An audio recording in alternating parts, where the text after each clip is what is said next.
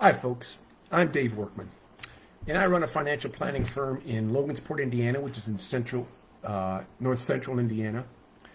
And while a lot of folks are talking about investing these days in my profession, what to do, what not to do, I wanted to let you know I do video blogs, I do written blogs, but today I want to talk about something more important, something that's all-encompassing, something that has absolutely nothing to do with investing. And that is gratitude. You might be thinking, boy, this guy's the most grateful guy in the world, and I'm not. I need to be more grateful because I'm grateful for many, many things. You know, I had heard a saying once that if you're not happy with what you have, how can you be happy with more of it? And it makes a lot of sense to me. You know, I think about all the wonderful things that I have, and I hope that you have. Family, wonderful wife, wonderful kids, wonderful people they married, our granddaughter. And would I like to hug them? Would I like to throw up our grandbaby in the air and enjoy? Absolutely. But we can't. But I'm grateful for them. And then I got to thinking about all the other things I'm grateful for. I'm grateful for our dog. I'm grateful for the farmers out in the fields who are giving us food because I eat 3 meals a day. And I don't want this to sound too corny, but it's true. I mean, I go to sleep every night under the blanket of freedom provided by men and women who basically put their lives on the line to make sure that that's the case, and many generations before me. Now, I was on a college basketball team. I didn't say played because I didn't play that much. But our head coach, Harley Nojo at Knox College, said, you know, it's very easy to run up and down the court and really give 100% of your effort when you're up by 10, 15, 20 points or when you know the game's won. Okay.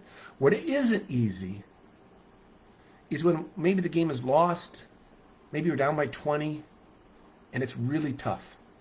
Well, I don't think the game is lost at all, but I think right now we all feel like we're behind by 20 points. And that's why I would ask you to do this. I'd ask you that if you think about all that you should be grateful for, whether it's food, clothing, whatever, call somebody up who may not feel that way. Help somebody up out of the rut that so many of us have gotten in. You know, I do business in 30 states, I think it is. And people are hurting all over. And I don't care anymore. I mean, I don't care anymore if you're a Republican or a Democrat, or if you're black, or if you're white, if you're brown, if you are rich or poor. We got to quit labeling one another, and we've got to just take care of one another. You know, we're all God's children, and we've been put into these categories. And if you're not in my category, I'm not supposed to like you. Well, I think if we maybe forget about those categories and maybe we start helping one another, regardless of if that person's in my category or not, then we can get through this better. And here's the other thing. Let's say you don't feel like you have that oomph to call somebody to help them out. Then call somebody to say, man, I could use some help. Don't be too prideful. Ask for help. And then maybe your battery will be charged to help somebody else.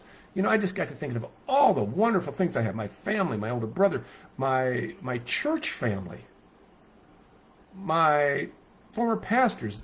Just, there's so many different things.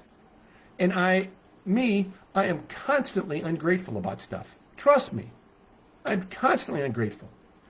Fortunately, my wife, my kids, their spouses, our grandbaby, all refocus me on the fact that you are a very blessed man, and I hope you are very blessed. And that you can take that blessing and give it to somebody else. Because it is tough, and we don't know when this is going to end. But that doesn't matter. What matters is that we can help our fellow person. Now, if you noticed my advertisement prior to this particular Facebook Live, I'm supposed to give this at 3. There was no audio. In fact, someone said that was the best Facebook Live you ever gave because we couldn't hear you. But the second thing is that I'm concerned about something happening in Logansport, and that is a long-term care facility, Woodbridge, has had a terrible, terrible outbreak of COVID. Many of the clients have been infected, and many of the people that work there have been infected. Now, I know for a fact that they've done everything they can or could to have prevented that outbreak. But now it's very difficult.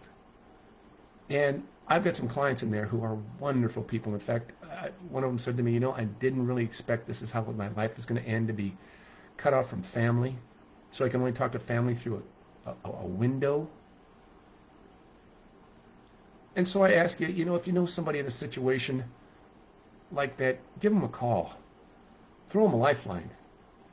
And most importantly, for whether it's our Woodbridge in Logansport, Indiana, or if you have a facility like that, whether it's infected by COVID or not, please say a prayer.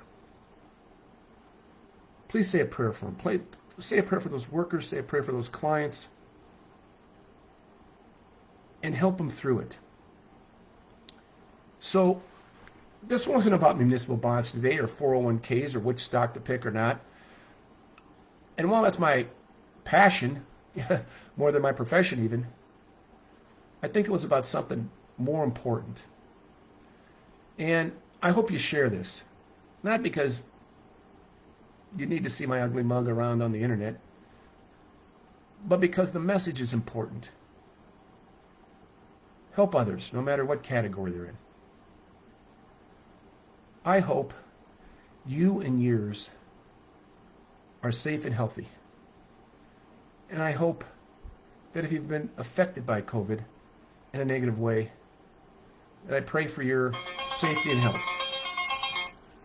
And so, grace and peace, and I look forward to talking to you next week.